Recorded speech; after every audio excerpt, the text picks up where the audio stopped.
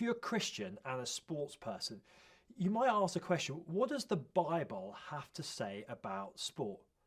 You might flick here and there to try and find quotes about sport, but really, what does it say to help me live out my faith as a sports person and understand sport from a biblical perspective?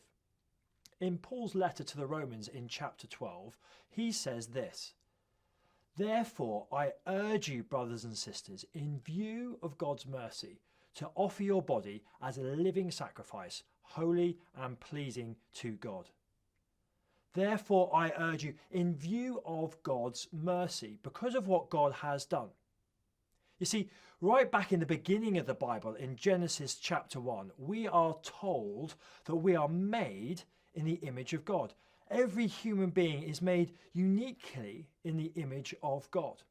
And in chapter 2, it tells us what it means to be made in the image of God, that we are made with talents to be creative with what God has made, and that we are made not to be alone, but in relationship with one another.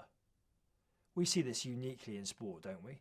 The joy we have in using our talents creatively in relationship with others, that is the joy of sport. But you don't have to look too far in sport, do you, to see that it's not always like that.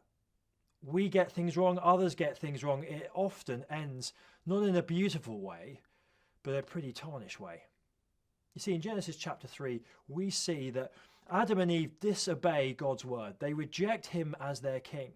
And because of that, sin enters the world, and that is reflected in you and me and all people. We do what we want with our talents. We do what we want with our relationships, and we live as if God is not there. We've broken that relationship with him. But as Romans tells us, God is merciful. God is loving. God is kind. And the mercy that Paul is referring to is the mercy of God in Jesus Christ.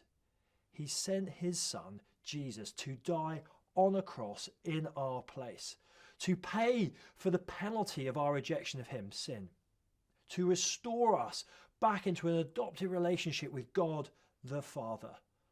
And he proved this by rising from the dead. Now, how does what God has done for me, if I believe and trust in Jesus, shape how I view sport? Well, let's go back to that verse. Therefore, I urge you, brothers and sisters, in view of God's mercy, to offer your bodies as a living sacrifice, holy and pleasing to God. Offer your body. Now that his mercy has been shown to me in Jesus, now that I've responded to Jesus in faith, I am to offer all that I am, all the time, as worship to him. That includes sport. Isn't that amazing? That as I play, as I run, as I compete, it is worship if I offer it to God as worship to him, using the talents that he's given me in relationship with others as worship to him. What an amazing thing. What an amazing moment to think of sport as worship to God, glorifying him and not me.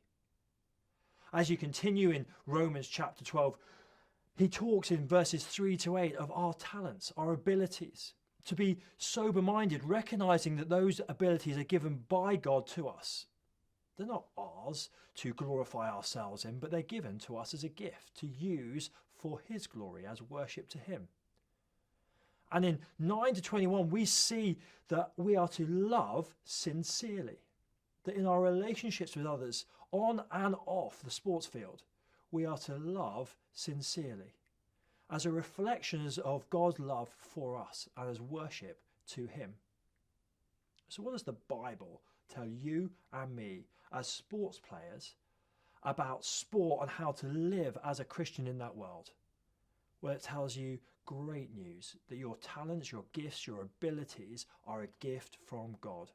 That you are reflecting him and his creativity as you use those for his glory.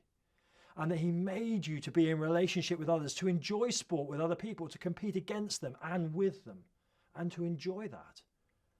And all of this is for his glory and his glory alone. So let's be sports men and women, that in view of what God has done for us through Jesus Christ, give all that we are, all of the time, for His glory in our sport. That is sport as worship.